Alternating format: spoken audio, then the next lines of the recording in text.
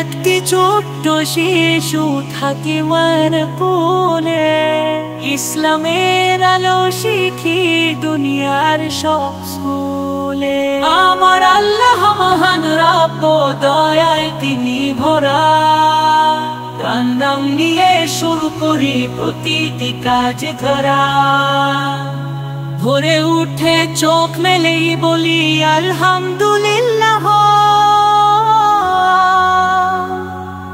আম্মু বলেন কাজের আগে পড়ো বিসমিল্লাহ। যখন কিছু পাই বা খাই বলি শুকরানিল্লাহ। তখন মনটা ভালো থাকে, পায় রহমত আল্লাহ। আমি শিখি কুরআনের বাণী, আয়াত কত সুন্দর। আলিফ বা তা দিয়ে শুরু, জিকির করি ভরপুর। তাজবিদ শিখি হাফেজ ভাইয়ের মুখে, প্রতিটি হরফ যেন জল জল জল করে সুখে। নামাজ আমার প্রিয় কাজ, পড়ি 5 ওয়াক্ত ঠিক করে। উঁচু করি সুন্দর ভাবে জামাতের নিবি, সিজদায় মাথা রাখি আমি, চোখে আসে শান্তি আল্লাহ হলে।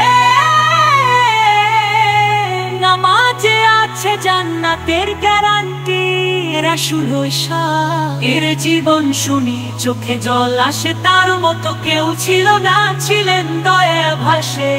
তিনি বলেন মিষ্টি কথা বলো, দান করো সবারে।